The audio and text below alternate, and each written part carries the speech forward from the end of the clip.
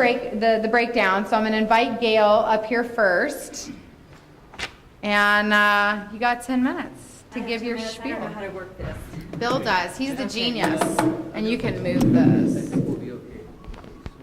Gail Morton, I'm with forU Rec Users, and I have met many of you, and yes, we, with all of the organizations announced tonight, we're critical to the referendum and collecting 18,000 signatures with LandWatch changing the vote. forU Rec Users came into existence, and how do I? Oh, okay, great. I'll just point to you. This is our mission statement. Move this one. Our mission statement is here. We're looking at preserving and enhancing both the recreational uses and the natural habitats of the former forU for the benefit of all. Next slide. Our policy goals. One of our most important policy goals is to collect information, as does LandWatch, that are related to political issues and keep everybody that wants to be informed so that activism and political action can be taken. What I wanted to draw your attention to was to follow on AB 1614 with, I know if I get too close, AB 1614, what Amy has said about that piece of legislation is that currently it's important, if you want to take a stand, that you do something and that you communicate. So Amy has provided this color sheet for you to write to your legislators and talk about AB 14. What I wanted to share with you is that as a member of forU, I was allowed to participate in a presentation that was done by fora's representatives from each of their divisions and Bill Monning. And the critical question that forU and many other groups in this room is asking, why do we need to extend fora? In that presentation, we addressed with Assemblyman Monning is that you sent out in favor your legislative analyst of why we need fora, and you targeted some key points of why to extend fora. One of those was for the munitions cleanup. Stan Cook of Fora ESCA reported to all of our groups that that will be completed by 2014. So the munitions cleanup is not a reason to extend fora.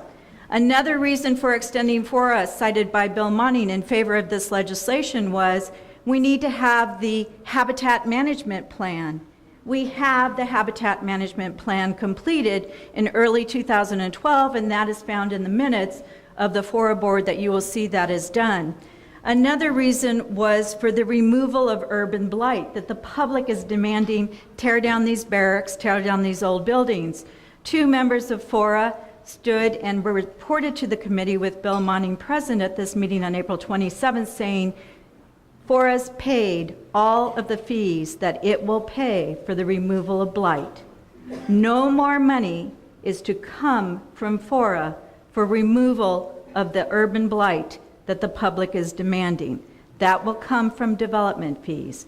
So that is not a reason to extend fora. The Veterans Cemetery, everybody in this room wants the Veterans Cemetery to happen. That is largely a federal issue, and there are many, many sources of funding.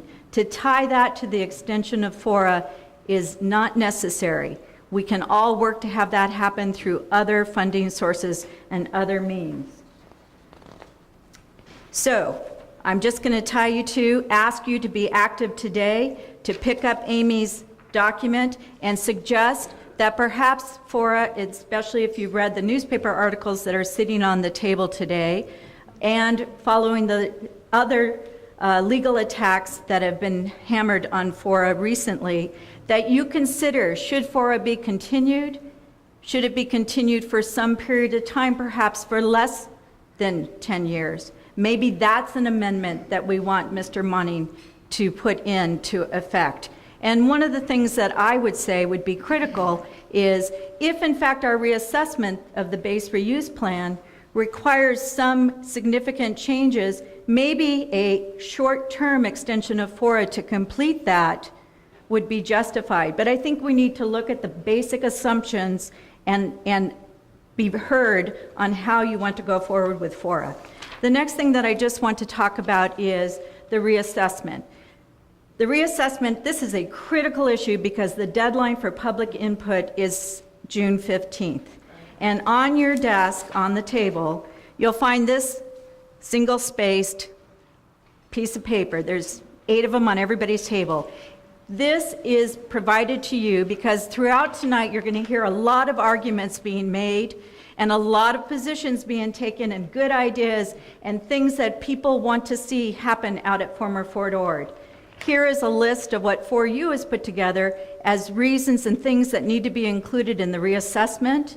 You may agree with them, you may not. If you agree with them, highlight them. If you disagree with them, X them out. If you hear something tonight that you want to add, write it on the bottom. The most important thing I'm asking each of you to do today is to speak up.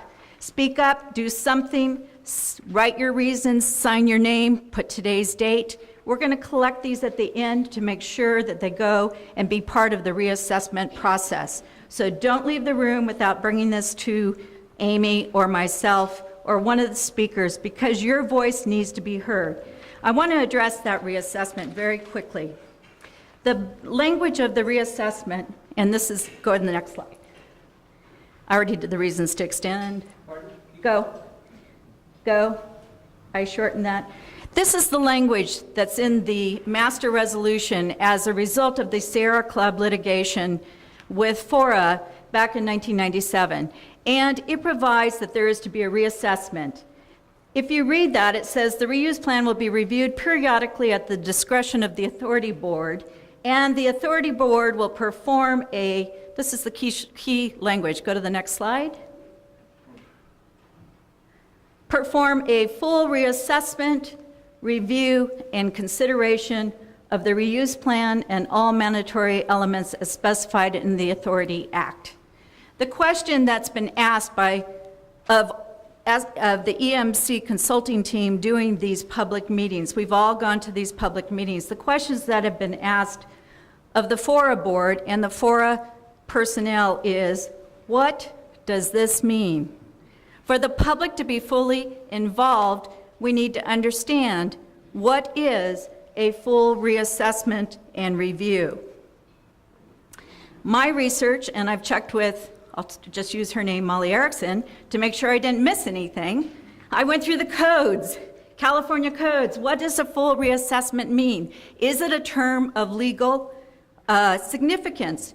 Does it have some case law that interprets what that means? I couldn't find anything, and I've been affirmed that my research is not incompetent by Molly. So then I started looking at contract definition. What does it mean? What's the intended meaning of this? And the key thing is you have to look at and consider under California contract law, if it's not specifically defined in the article itself, and if it's not defined in California case law or code law, then we have to look to the document for interpretation. And I think that what's difficult here, my 5 minutes or 2 seconds?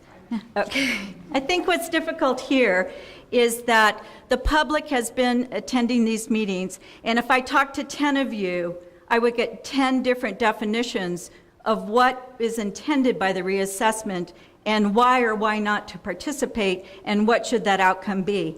My goal tonight is to urge each of you to understand that we should not let FORA interpret what this means. We should not let EMC consulting team say what this means. That if you have the idea that I do, obviously full reassessment means more than a review of the plan. Looking at the common use of the language. It's 3 verbs, reassessment, review. Review, it cannot be review because we've used review in the language. It's something more or something other than review. So I've been to these public meetings and I saw one slide presented in Mr. Hulamard's talk, which said that reassessment was definitely not an update of the plan. And I think the public needs to jump up and down right now on these comment sheets or on the tablets of paper in front of you to assert that reassessment is more than a review. It's more than looking at the plan and saying we've accomplished this. It is looking at the plan and deciding it needs to be changed. And the reason for those changes are there's some material changes in what's happening at Fort Ord. And those material changes include that the basic assumptions of the base reuse plan have not come into fruition. When the base reuse plan was written, Monterey County projected, or the EMC consultants who wrote the plan, projected a 1% increase in our population for each of the years through 2015. Well, you guys all live in the neighborhoods, you drive around.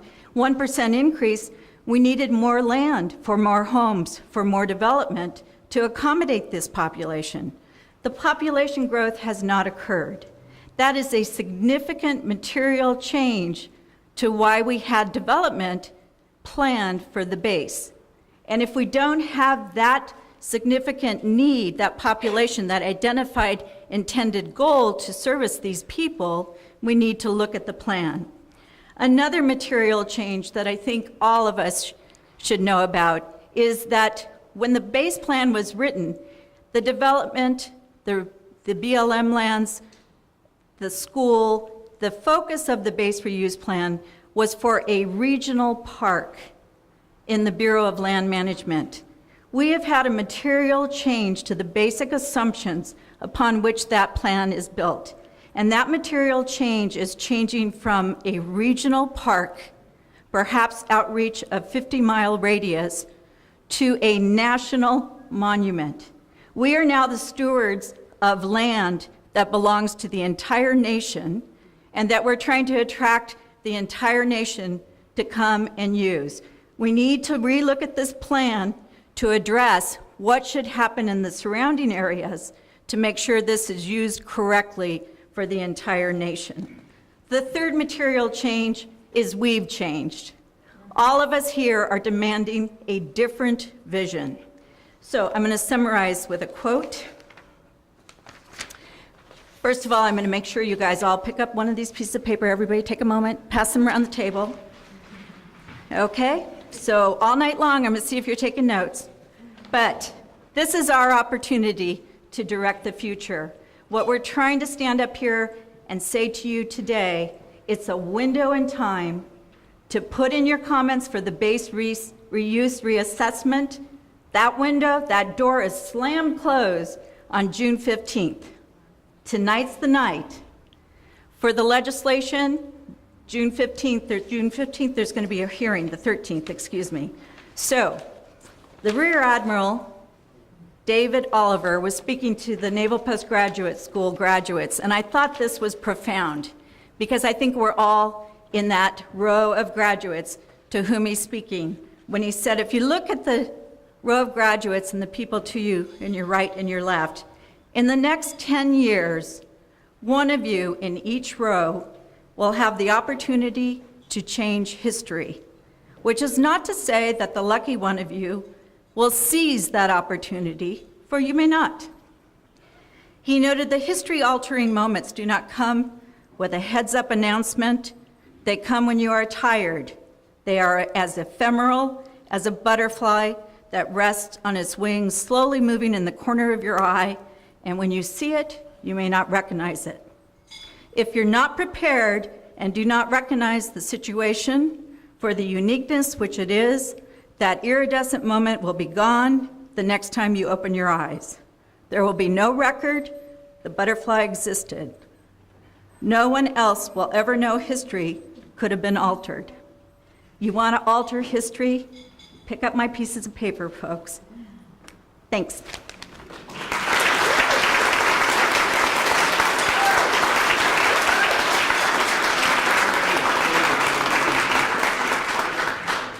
I knew Gail would be fantastic. Thank you. Yeah, she's an attorney, can you tell? She's really smart. I just want to sort of recap two things that she said. First thing that's happening on Wednesday, Senate Government Finance Committee is voting on AB 1614. If you want to comment to those senators, use the fact sheets and those emails and phone numbers. That's the first thing. Second thing that's happening, Fort Ord base plan is being reassessed, as she talked about. comments from you are due on Friday. If anyone in this room wants to make comments to fora, scribble them on a piece of paper, give them to me. Chris Flesher, the awesome office manager of LandWatch, will make sure they get to fora. So just those two things. I just wanted to recap those. Senate Government Finance is voting on Wednesday on fora extension.